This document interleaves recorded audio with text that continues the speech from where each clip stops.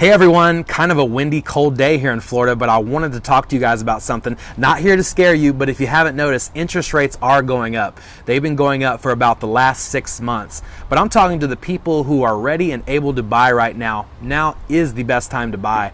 But I wanted to put some perspective on the purchasing power that you have. A lot of us get hung up on interest rates. Let's do some math perspective here just to help you out. Let's just use for an example a $250,000 home that you purchased at 4.75%, which is a great interest rate. Let's talk about what that would be if it went up 0.5% to 5.25%.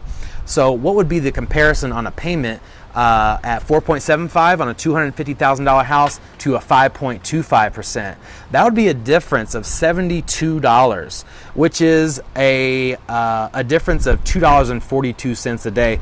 Now I know we get so hung up on interest rate, but the reality is we spend more on Starbucks a day than it would cost you to go from a whole 0.5%. So if now is the best time for you, you should be buying a home now. And if $2.42 is going to make or break you buying a home, you really shouldn't be buying a home anyway. But I just wanted to talk to you because if you're able to buy now, now is the time.